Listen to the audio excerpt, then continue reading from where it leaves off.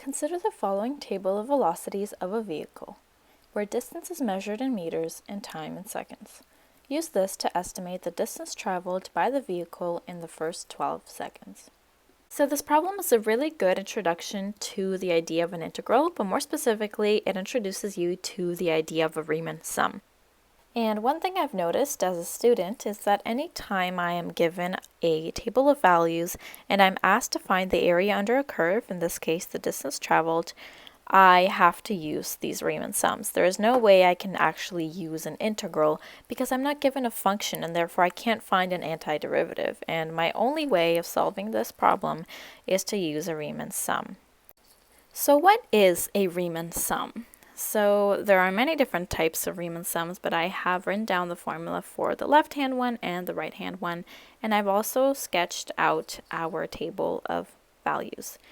So one of the ways that mathematicians have determined that you can find the area under the curve or estimate it is through rectangles. So if you draw a bunch of little rectangles here, eventually you will get a pretty good estimate as to what the actual area under this curve is. And the formal definition of this is a Riemann sum, and they only differ in the way that your rectangle starts. So the left hand and the right hand Riemann sum.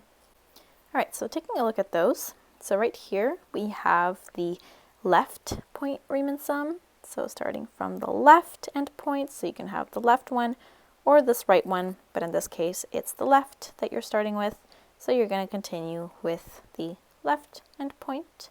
And then looking at the right endpoint, you are starting with the right one, not the left one, the right, and you're continuing with the right. And then to find the area under, once again you're just doing area under each rectangle and finding the sum. Now, one thing I would like you to notice is that our question asks us to estimate the distance traveled in the first 12 seconds. And we are not given any data about what happens at 12 seconds. So take a moment to pause the video and think about which Riemann sum will be the way to go. So the best way to go about this problem is to use the left-hand Riemann sum because we don't need it in this case. So remember that for the left-hand Riemann sum, we are starting with our 0th point. So that's the 0th, the 1st, 2nd, 3rd, 4th, 5th, 6th, and whatever. So we're starting with the 0th and we're finishing with this one right here. This is the one we're finishing with the n minus 1th. Point, this being n. So you can even see that in the formula. You're starting at 0, you're finishing at n minus 1. In the right-hand Riemann sum, we're starting with the first point. So if again this is 0, this is 1, you're starting with the first one, and you will have to finish with this one, with n, with our nth point. So again, in the formula, 1 and n. So because we don't have the nth point, this would not work, and we cannot use this in this situation. So yes, in this case, you would have to use a left-hand Riemann sum. Now, a perfectly valid way to go about this problem is to calculate the area under each one of these rectangles and to sum them up, and you would have your estimation for the distance traveled.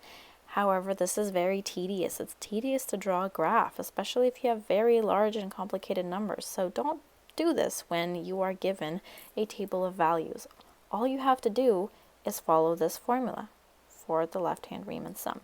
And you can even figure out the whole, is it a left-hand or a right-hand Riemann sum thing, just by looking at the table.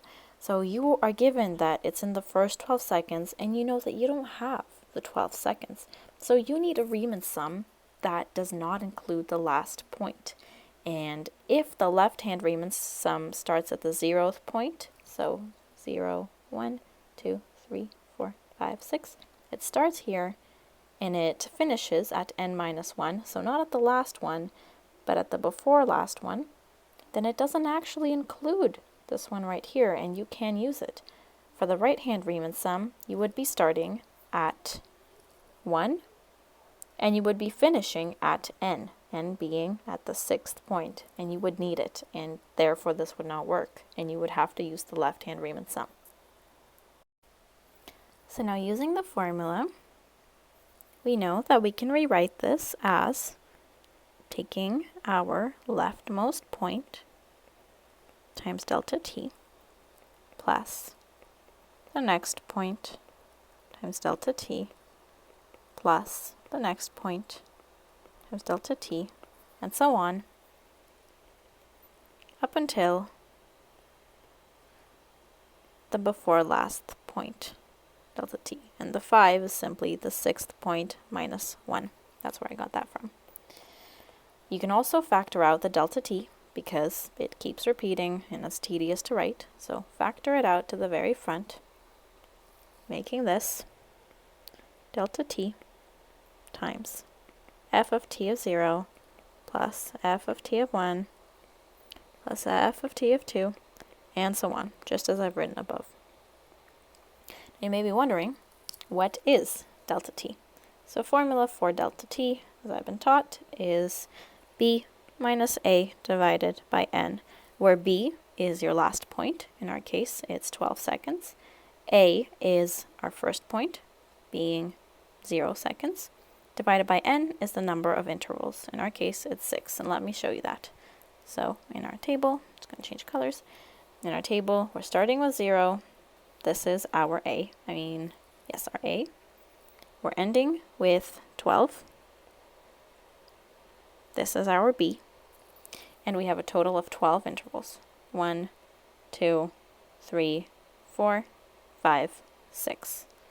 That's where I got that from. Or you can simply know that there are 6th point by also doing this little calculation that I've done here. Same thing. So in our case, this is going to equal to 2.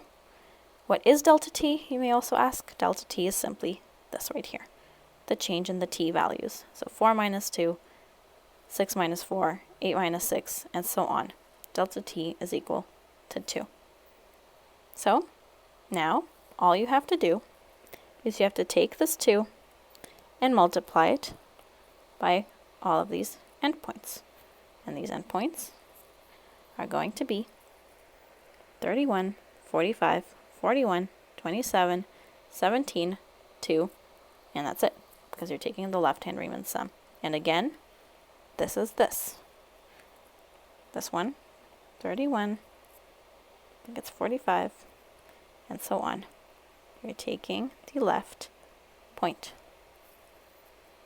So you're adding all of these up.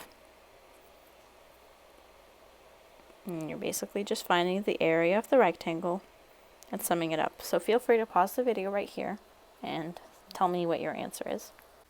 So after having done that, you should have got 326 meters. Remember, we're simply multiplying the endpoint by delta t for each rectangle and then summing up those rectangles all together. I hope this video made sense. If you have any questions, please let me know in the comments, and I wish you a good day.